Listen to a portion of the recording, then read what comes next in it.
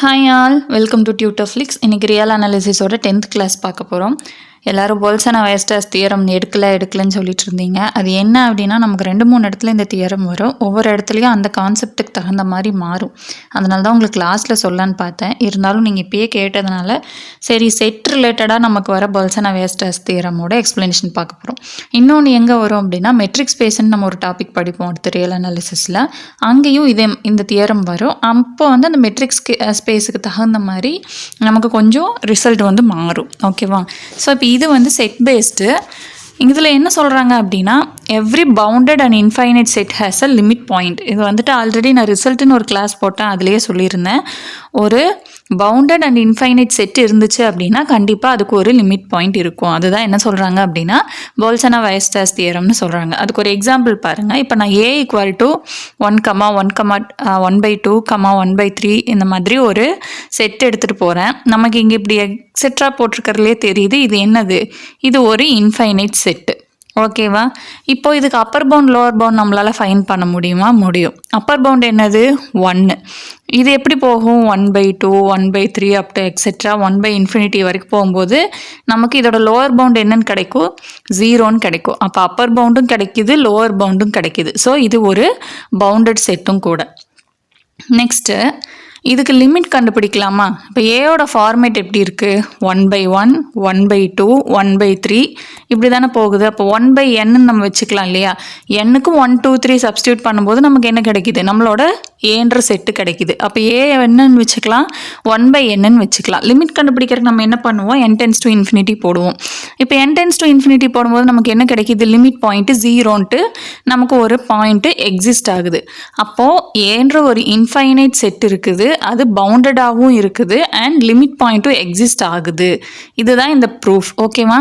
அப்போது every bounded and infinite set has a limit point. பவுண்டடாக இருக்கிற எல்லா இன்ஃபைனைட் செட்டுக்கும் ஒரு லிமிட் பாயிண்ட் எக்ஸிஸ்ட் ஆகும். அதுதான் என்னன்னு சொல்கிறாங்க? போல்சன்-வெயஸ்டாஸ் தியரம்னு சொல்கிறாங்க. அவ்வளோதான் இதோட கான்செப்ட். ஓகேவா? Next inductive set. இதெல்லாம் ஜஸ்ட் டேரெக்டாக உங்களுக்கு 1 மார்க் மாதிரி தான் கேட்பாங்க. ஒரு செட்டு ஏ இருக்குது, அதில் இருக்கிற எலமெண்ட்ஸ் எக்ஸுங்கிற ஒரு எலமெண்ட் எடுத்தோம் அப்படின்னா அந்த எக்ஸ் எதுக்குள்ளே இருக்கும் அப்படின்னா ஆருக்குள்ளே இருக்கும். அதை நம்ம எப்போ இண்டக்டிவ் செட்டுன்னு சொல்லுவோம் அப்படின்னா 1ங்கிற எலமெண்ட்டு கண்டிப்பாக இந்த ஏன்ற செட்டில் இருக்கணும். அதே மாதிரி எக்ஸ் எடுத்திருக்கோம் இல்லையா? இப்போ எக்ஸுக்கு நம்ம என்ன வேணாலும் வேல்யூ எடுக்கலாம். எக்ஸுங்கிறது ரியல் நம்பருக்குள்ளே இருக்குதுன்னு சொல்லிட்டோம்.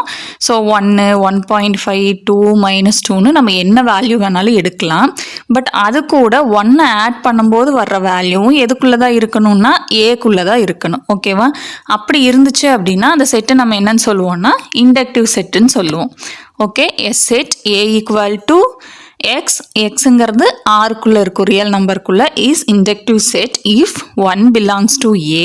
For all x belongs to A, 1 + x belongs to A. ஓகேவா?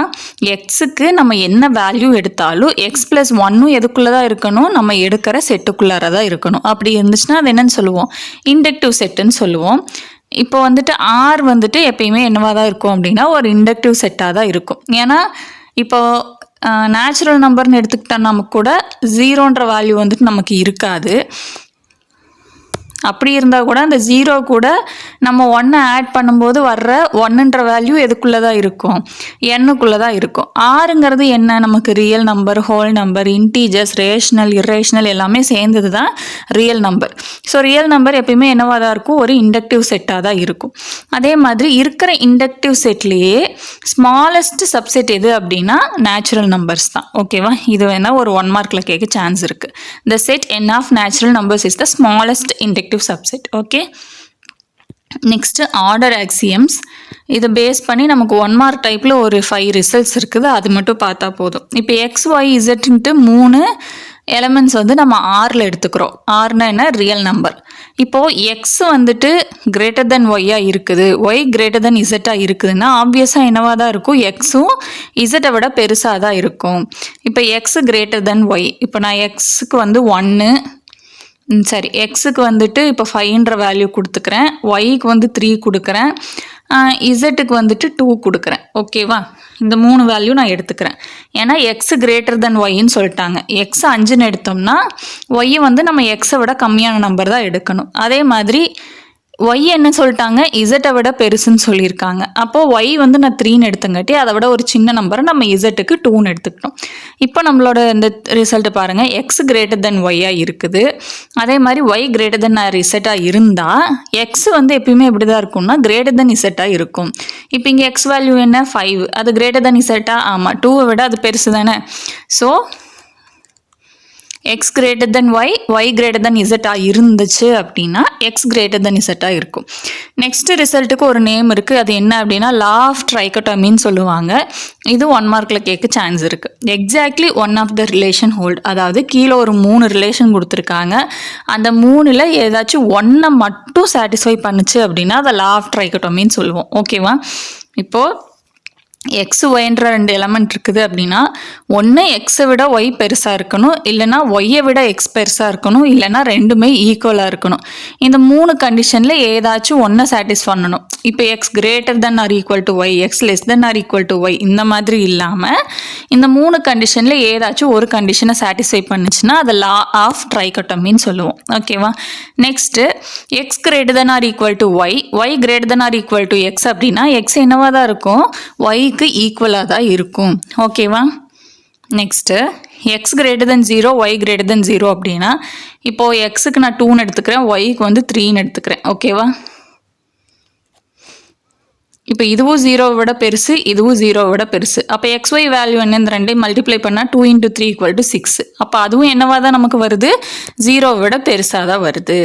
Next x less than y implies x plus z less than y plus z. இப்போது x plus z இருக்குது, அதே மாதிரி y plus z இருக்குது. ஓகேவா? இது எப்போ இதை விட கம்மியாக இருக்கும், லெஸ் தெனாக இருக்கும் அப்படின்னா எக்ஸ் லெஸ் தென் ஆர் ஒய்யாக இருக்கும்போது. இப்போ இதுக்கு ஒரு எக்ஸாம்பிள் சொல்கிறேன் பாருங்கள். இப்போ எக்ஸோட வேல்யூ நான் 2ன்னு எடுத்துக்கிறேன், ஒய்யோட வேல்யூ 3ன்னு எடுத்துக்கிறேன். ஏன்னா நமக்கு என்ன சொல்லியிருக்காங்க, எக்ஸ் லெஸ் தென் ஒய்ன்னு சொல்லியிருக்காங்க. ஓகேவா? சரி, இப்போ எக்ஸுக்கு 2ன்னு எடுத்துட்டேன், ஒய்க்கு 3ன்னு எடுத்துக்கிட்டேன். இப்போ இசட்டுன்னு ஒரு வேல்யூ நான் எடுக்கிறேன். ஓகேவா? இசட் வேல்யூ வந்துட்டு நான் 5ன்னு எடுத்துக்கிறேன். இப்போது எக்ஸ் ப்ளஸ் இசட் என்ன வரும், 2 + 5 7 வரும். அதே மாதிரி ஒய் ப்ளஸ் இசட் என்ன வரும், 3 + 5 8ன்னு வரும். அப்போது எக்ஸ் ப்ளஸ் இசட்டும் எப்படி தான் இருக்குது, லெஸ் தென் ஒய் ப்ளஸ் இசட்டாக இருக்குது. Next one binary expansion. Binary எக்ஸ்பேன்ஷன்னா என்ன அப்படின்னா நம்ம எக்ஸ்ன்னு ஒரு செட்டு வந்து எடுத்துக்கிறோம் அப்படின்னா அதோட எக்ஸ்பேன்ஷன் வந்து 0 and 1 இந்த 2 நம்பரை மட்டும்தான் கண்டெயின் பண்ணியிருக்கோம். இப்போ 0.100110 இந்த மாதிரி அந்த எக்ஸ்பேன்ஷன் ஃபுல்லாகவே என்னவா இருக்கும் அப்படின்னா 0 and 1 மட்டும்தான் யூஸ் பண்ணியிருக்கோம். Next ternary expansion. டெர்னரி எக்ஸ்பேன்ஷன்னா என்ன அப்படின்னா அந்த எக்ஸ்பேன்ஷன் ஃபுல்லாக 0, 1, 2 இந்த 3 நம்பரையும் யூஸ் பண்ணியிருக்கோம். ஓகேவா? இதுதான் பைனரி எக்ஸ்பேன்ஷனுக்கும் டெர்னரி எக்ஸ்பேன்ஷனுக்கும் உள்ள டிஃப்ரென்ஸ்.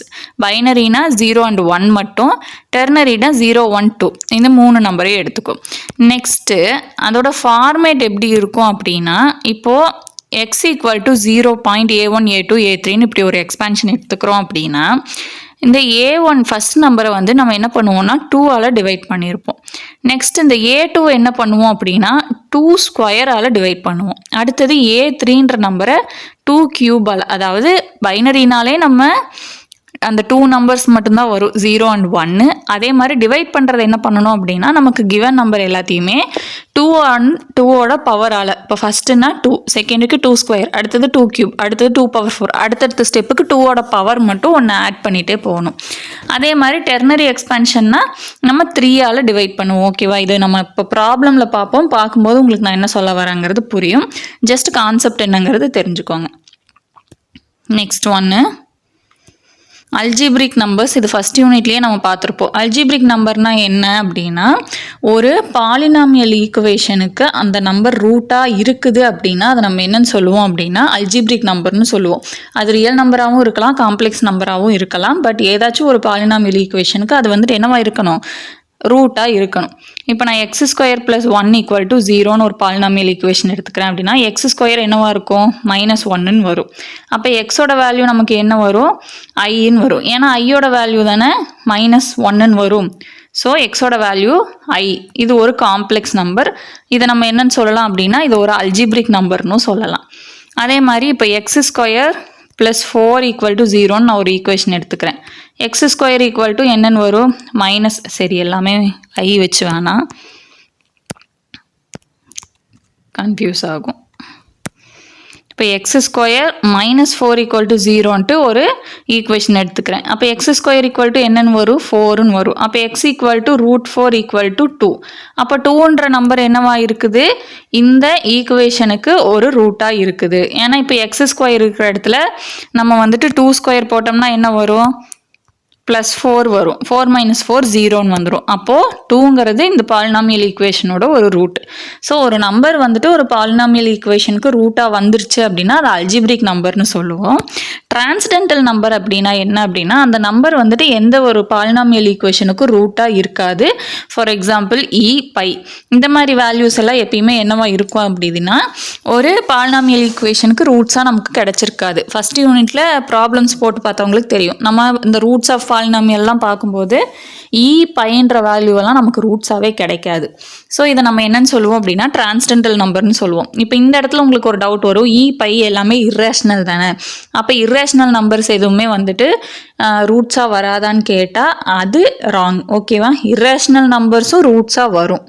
அதில் இந்த மாதிரி பை இந்த மாதிரி நம்ம ஒரு பர்டிகுலர் வேல்யூஸ் வந்துட்டு சொல்ல முடியாது. இதெல்லாம் வந்துட்டு எந்த ஒரு ஈக்குவேஷன்லையுமே நம்ம ரூட்டாக சப்ஸ்டியூட் பண்ண மாட்டோம். அதனால் இதெல்லாம் மட்டும்தான் டிரான்ஸ்டென்டல் நம்பர்ஸ். ஓகேவா, நெக்ஸ்ட்டு கேண்டர் செட். கேண்டர் செட்னா என்ன அப்படின்னா இப்போ க்ளோஸ்ட் இன்டர்வல் 0,1ன்ற ஒரு இன்டர்வல் நமக்கு இருக்குது. இதோட டெர்னரி எக்ஸ்பான்ஷன் வந்துட்டு நம்ம எழுதணும். அந்த டெர்னரி எக்ஸ்பான்ஷனில் நம்ம என்ன பண்ணணும்னா 1ங்கிற வேல்யூவை ஒமிட் பண்ணிவிட்டு எழுதணும். அதை தான் நம்ம என்னன்னு சொல்லுவோம் அப்படின்னா கேண்டர் செட்டுன்னு சொல்லுவோம். கேண்டர் செட்டுங்கிறதுக்கு பேஸ்டாக உங்களுக்கு என்னென்ன மாதிரி 1 மார்க்ஸ் கேட்பாங்க அப்படின்னா இப்போ கேண்டர் செட் வந்து கவுண்டபிளா அன்கவுண்டபிளா, காம்பேக்டா, க்ளோஸ்டா, டென்ஸா, நோவேர் டென்ஸா, மெஷர் என்ன, அந்த மாதிரி கேட்பாங்க. ஸோ நீங்கள் இந்த பாயிண்ட்டை மட்டும் படிச்சுக்கோங்க. ஏன்னா இதில் காம்பேக்டு, க்ளோஸ்டு இது எல்லாமே நம்ம அடுத்தடுத்த கிளாஸில் தான் படிப்போம். ஸோ இந்த பாயிண்ட்டை மட்டும் நான் உங்களுக்கு ஒரு 1 மார்க் மாதிரி ஒரே லைன் எழுதிட்டேன். Cantor set K is uncountable, compact, closed perfect, nowhere dense, measure 0, totally disconnected. இதிலிருந்து எதை வேணாலும் உங்களுக்கு 1 மார்க்காக கேட்கலாம். ரியல் அனாலிசிஸில் ப்ராப்ளம் கிளாஸ் கொடுக்கலன்னு கேட்குறீங்க. ரியல் அனாலிசிஸ்ங்கிறது ஒரு தியரி பேப்பர், ப்ராப்ளம்க்கு ஈக்குவலாக தியரியும் வருங்கிறதுனால தான் ஆல்ரெடி ரிசல்ட்டுன்னு நான் ஒரு தனி கிளாஸே வந்து உங்களுக்கு கொடுத்தேன். அது ரிலேட்டடாக அதுக்குள்ளே இருக்கிற ரிசல்ட்ஸில் எதை வேணாலும் நமக்கு எம்சிக்யூவாக கேட்குறக்கு வாய்ப்பு இருக்குது.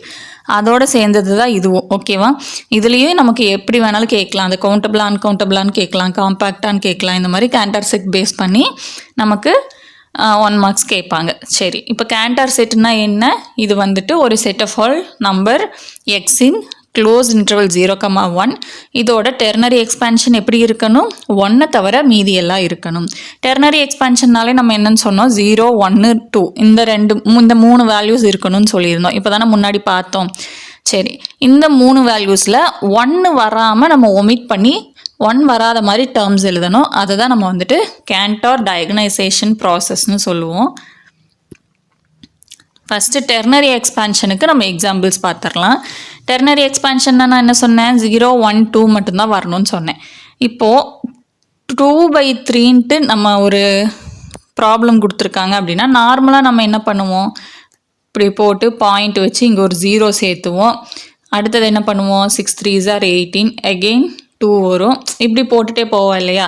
நார்மலாக என்ன பண்ணுவோம்னா பாயிண்ட்டுக்கு அப்புறம் நம்ம 0 சேர்த்துவோம். ஓகே, அது வந்து 10 டெசிமல். ஓகேவா, டெசிமல் வேல்யூ. இங்கே நம்ம என்ன பண்ணுவோம் அப்படின்னா இப்போது 2/3ன்னு இருக்குதுன்னா 0 பாயிண்ட். இங்கே என்ன பண்ணணும் அப்படின்னா இது டெர்னரி எக்ஸ்பான்ஷன். டெர்னரி எக்ஸ்பான்ஷன்னா நான் என்ன சொல்லிட்டேன், நம்பர்ஸை 3 ஸ்கொயர் இந்த மாதிரி இதை வச்சு தான் டிவைட் பண்ணணும்னு சொன்னேன். ஸோ இங்கே நம்ம என்ன பண்ணணும் அப்படின்னா பாயிண்ட் வச்சுட்டு இங்கே என்ன நம்பர் இருக்கோ அதை 3ஆல் டிவைட் பண்ணிக்கணும். இப்போ இங்கே 2 இருக்குது, 2 3s are நமக்கு என்ன வரும், 6 வரும். இப்போ இதை டிவைட் பண்ணுங்கள், 2 3s are 6. இதுதான் வந்துட்டு இதோட ஆன்சர். அதே மாதிரி நெக்ஸ்ட் பாருங்கள், இப்போ நான் 7/3ன்னு ஒரு வேல்யூ எடுத்துக்கிறேன். இப்போ 7 வந்துட்டு நம்ம 3ஆல் டிவைட் பண்ணோம் அப்படின்னா 2 3s are 6 வந்துடும், பேலன்ஸ் 1 வரும். இப்போ பாயிண்ட் வச்சு என்ன பண்ணணும், இந்த டேர்மை 3ஆல் டிவைட் பண்ணால் நமக்கு என்ன கிடைக்கும், 3 கிடைக்கும். 3 இருக்குது, இங்கேயும் 3. அப்போ 1 × 3 3ன்னு வரும். வேல்யூஸ் என்ன கிடைக்கும்? 2.1ன்னு கிடைக்கும். இப்போ இங்கே பாருங்கள், இப்போ 4/3ன்னு நான் ஒரு வேல்யூ எடுத்துக்கிறேன். 4 மேலே 3, 1 × 3 3 கிடைக்கும் நமக்கு.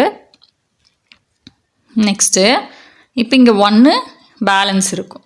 இப்போ 1 × 3 போடணும். 1 × 3 நமக்கு என்ன வரும்? 3 வரும். அப்போ 1 3s are 3. இதுதான் நமக்கு வந்துட்டு ஆன்சராக வரும். ஓகேவா? இங்கே டிவிஷனில் 3 தான் இருக்குமான்னு கேட்டால் கிடையாது. இங்கே என்ன வேணாலும் இருக்கலாம். ஓகேவா? இது 4/3 இல்லை, 3/4 மாற்றிக்கோங்க. நெக்ஸ்ட்டு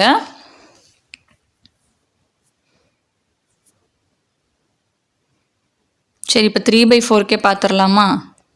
3யை 4ஆல் டிவைட் பண்ணணும். நான் 4/3ன்னு மாற்றி எழுதிட்டேன். இப்போது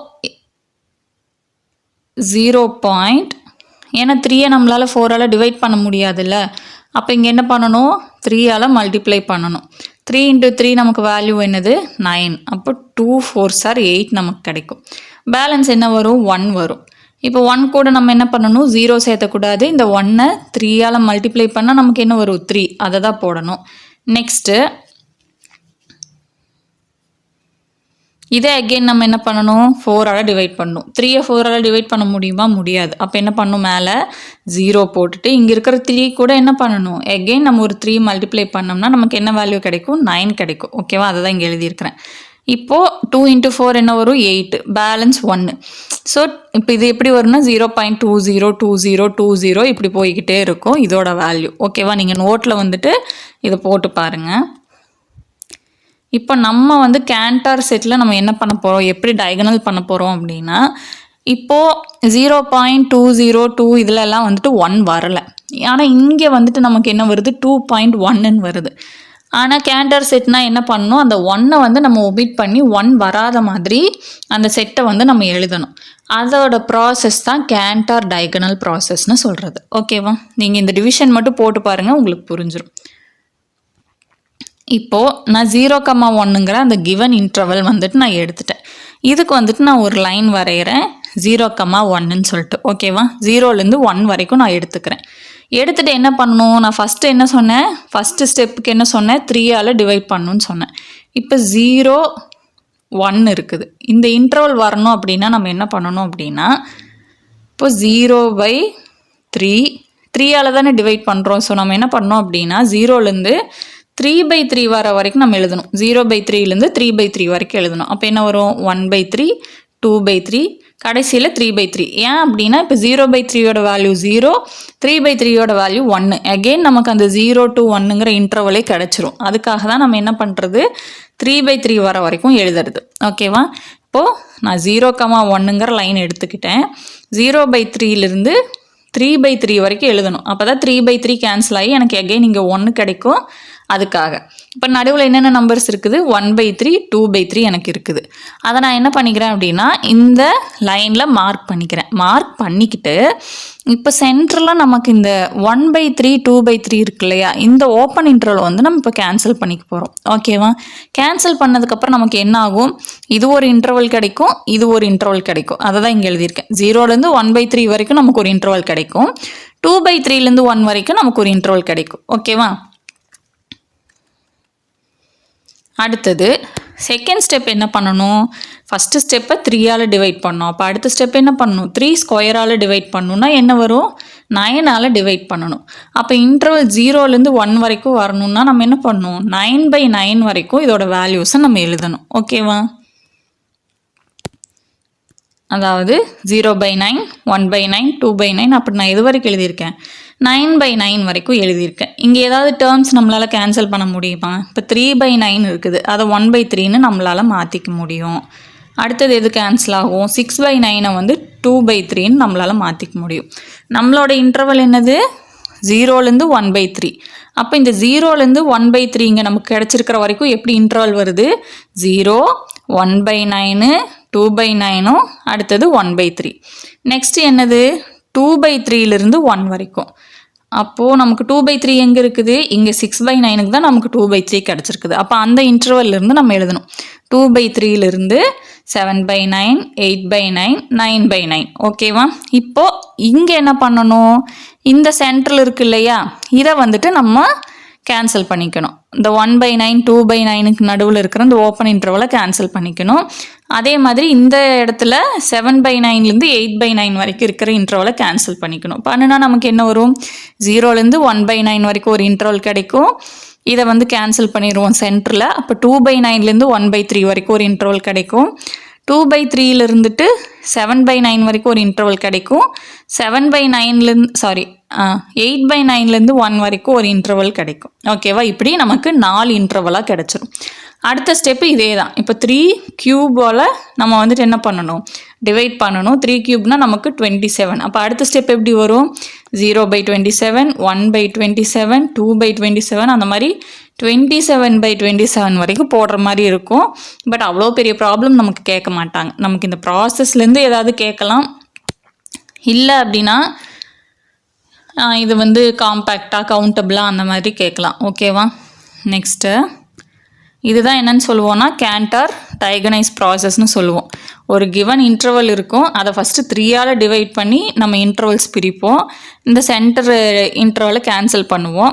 கேன்சல் பண்ணிவிட்டு இந்த 2 செப்பரேட் இன்டர்வல் எழுதுகிறோம். அடுத்தது இதையை வந்து 3 ஸ்கொயரால் டிவைட் பண்ணுறோம். அடுத்ததை 3 கியூபால் டிவைட் பண்ணுறோம். இந்த மாதிரி 3/4 3/5 இப்படி கேன்சல் பண்ணிகிட்டே போவோம். அட் த எண்டில் எப்படி இருக்கும் அப்படின்னா, இப்போ பாருங்கள், இப்போ இந்த இன்டர்வலை வந்து நம்ம எப்படி எழுதலாம், S1ங்கிற இன்டர்வலை. இப்போ 0,1/3 வரைக்கும் ஒரு இன்டர்வல், 2/3,1ங்கிறது ஒரு இன்டர்வல். இந்த ரெண்டையும் யூனியன் சேர்த்தா தானே நமக்கு இந்த க்ளோஸ்ட் இன்டர்வல் 0,1 கிடைக்கும். ஸோ இது S1ன்னு நம்ம எடுத்துப்போம். அடுத்தது பாருங்கள், இப்போது 0லேருந்து 1/9 வரைக்கும் நமக்கு ஒரு இன்டர்வல், 2/9லேருந்து 1/3 வரைக்கும் ஒரு இன்டர்வல், 2/3லேருந்து 7/9 வரைக்கும் ஒரு இன்டர்வல், 8/9லேருந்து 1 வரைக்கும் ஒரு இன்டர்வல். இது எல்லாத்தையும் யூனியன் சேர்த்தும் போது அகெயின் நமக்கு அந்த இன்டர்வல் வேல்யூ கிடைக்கும். இதை நம்ம என்னன்னு சொல்லுவோம்னா S2ன்னு சொல்லுவோம். இப்போ இங்கே இருக்குது இல்லையா, இந்த 0, 1/9, 2/9, இந்த 2/3, 7/9, 8/9 இதெல்லாம் தான் என்ன அப்படின்னா 0,1க்குள்ளே இருக்கிற டெர்னரி எக்ஸ்பேன்ஷன்ஸ் வித்தவுட் 1. ஓகேவா? நம்ம டெர்னரி எக்ஸ்பேன்ஷனுக்கு இங்கே என்ன பார்த்தோம், இப்படி இருக்கும். பட் கேண்டார் செட்டுங்கும் போது இந்த 1 வந்து நம்ம ரிமூவ் பண்ணிடணும். அந்த 1 வர டேர்ம்ஸ் எல்லாம் நம்ம ரிமூவ் பண்ணணும். அதுக்காக தான் நம்ம இந்த ப்ராசஸ் பண்ணுறோம். இப்போ நமக்கு இங்கே இன்டர்வலில் கிடைக்குது இல்லையா, அந்த 0, 1/9, 2/9, 1/3 இந்த மாதிரி இந்த கேன்சல். இப்போ இங்கெல்லாம் கேன்சல் பண்ணியிருக்கோம்ல, 1/9லேருந்து 2/9 வரைக்கும் இன்டர்வலெல்லாம் கேன்சல் பண்ணியிருக்கோம்ல. ஏன்னா அதெல்லாம் வந்துட்டு நமக்கு பாயிண்ட்டுக்கு அப்புறம் 1 வந்துட்டு வரும். ஓகேவா? இதை கேன்சல் பண்ணுறதுக்காக தான், அந்த 1 வர டேர்ம்ஸ் எல்லாம் ஒமிட் பண்ணுறதுக்காக தான் இந்த மெத்தட் யூஸ் பண்ணுறது. ஓகேவா? பட் எண்டில் என்ன வரும் அப்படின்னா, இப்போ S2 S3 போயிட்டே இருக்கோம் இல்லையா, இப்படி போகும்போது அதோட சம் நமக்கு என்னவா கிடைக்கும் அப்படின்னா 1ன்னு கிடைக்கும். ஓகேவா? அதுதான் கேண்டார் செட்டில் important result. Sum of length of Cantor set K is 1. இதை கேண்டார் செட்டுன்னும் கேட்கலாம், இல்லை இன்டர்வல்ஸ் இன் கேன்னும் கேட்கலாம். கேண்டார் செட்டு தான் நம்ம என்னன்னு சொல்லுவோம்னா கேன்னு சொல்லுவோம். Sum of length of Cantor செட்டுன்னு கேட்டாலும், sum of length of intervals in கேன்னு கேட்டாலும் நமக்கு என்ன தான் ஆன்சரு, 1 தான் ஆன்சரு. ஓகேவா? இன்னைக்கு கிளாஸ் புரிஞ்சிருச்சுன்னு நினைக்கிறேன். ஒருவேளை கேண்டார் செட் புரியல அப்படின்னா நீங்கள் பக்கத்தில் நோட் அண்ட் பென்னு வச்சு நான் சொல்கிறத அப்படியே ஸ்டெப் பை ஸ்டெப்பாக எழுதி பாருங்கள். இன்னொரு தடவை வீடியோ கூட ரிப்பீட் பண்ணி பார்த்தீங்கன்னா புரிஞ்சிடும். ஓகேவா? ஏதாவது டவுட்ஸ் இருக்குது, சஜஷன்ஸ் இருக்குன்னா கமெண்ட்டில் சொல்லுங்கள். உங்களுக்கு ஏதாச்சும் டவுட்ஸ் இருக்குது, அது ரிலேட்டடாக வீடியோ வேணும்னாலும் சொல்லுங்கள். ஓகேவா? தேங்க்யூ.